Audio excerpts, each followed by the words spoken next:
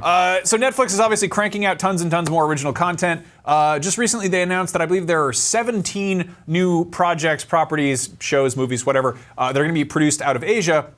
And some of these are brand new original anime series, which is, depending what you're into, maybe that makes you, yawn or fall asleep. Maybe you get very excited. I'm kind of like a fair weather anime fan these days, and there are some very cool projects on the way from them.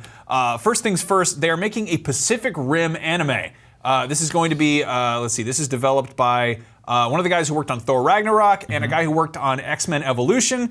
There's no graphics or anything for this yet, no visuals to go on, but it's going to look like, presumably, Pacific Rim or Pacific Rim Uprising, but then in anime form, which is kind of perfect. It's weirdly going full circle because that was very, sort of anime inspired. And now that's going to be a show. And I was really into the first Pacific Rim, and then I was kind of so-so about. I actually didn't even finish Uprising. I started it on a plane and then I fell asleep, which I feel like a fake mecha fan for saying. But I feel like, I don't know, that'll find an audience on Netflix. In anime form. It makes perfect sense. Yeah, that'll probably be awesome. Now, there was another anime series, or not anime series, Netflix series, which is Altered Carbon, which is a cyberpunk series based on a series of books. That is getting an anime treatment as well, which I feel like I might be more into than the live action show they did. Totally, because I think that live action hard sci-fi is difficult because you have to make everything look fantastic. And this show had some awesome cinematography, but kind of lost me in some of the props and sets. Some of the stuff you're seeing here is awesome looking, but the quality was kind of all over the place. Like watching ships take off in this show felt kind of wonky.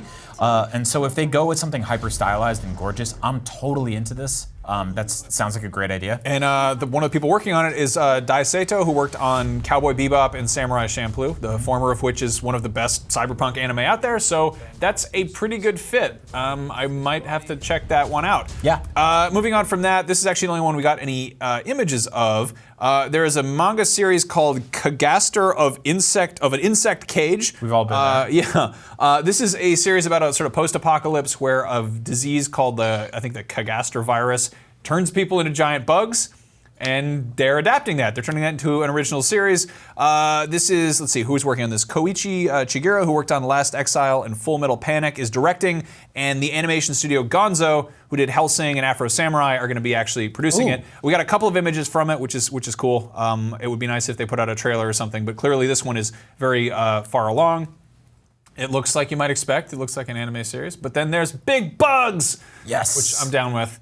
And small Jeeps. Yes, I think it's a regular sized Jeep and just a very big bug. Who could know, really? It's hard to say. You'll have to tune in to Netflix to find out. That's true. Now, another one that's really cool is Trace. I'm not sure if I'm saying this right. This is actually based on a Filipino comic book series, which is about a girl named Alexandra Trace, who is going up against like criminal underworld of mythical creatures in like an alternate version of Manila where like sort of Filipino folklore is rolled in. So it sounds kind of like a Filipino anime Men in Black, which kind of rules. Yeah, wow. Yeah, so that art's awesome too. Yeah, so I'm very curious to see what this looks like in motion.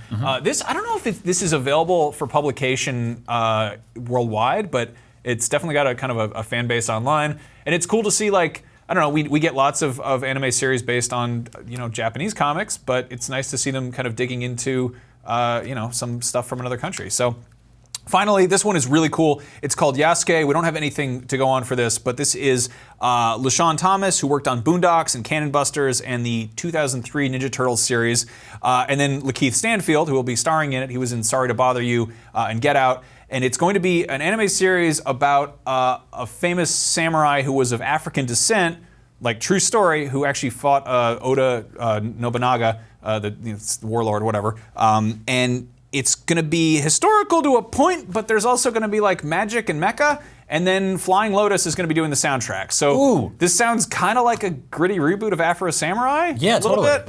But definitely like a lot of cool people working on that. This was all announced this morning. Obviously, we'll hear more eventually, but like that's huge. I know there's been talk of like maybe Netflix is spending too much money on original content. Maybe they'll pull out of that and just try to like outsource. But it sounds like they're definitely pouring more money into making new anime, which is badass. So keep an eye out for more of that. Oh hey, thanks for watching our video on Netflix anime. Anime. No one really knows how to say it, but we're trying. You should check out our short film we did on the best horror movies of 2018. This has been a very spooky year for film, and we named 9 of them, and you can watch them and poop the old pants, as they say. After that, Akira, manga, together at last. We unboxed a box set it started out of Akira manga. It was originally like that. That was the beginning of it. Well, they're back. how The it's Akira and the manga. it's all started like that. You know what? We're trying to get to lunch, okay? That's really what we're trying to get to right now. Fine, we can go I'm to hungry lunch. as hell. Trying to eat that lunch, man. I got good chickens.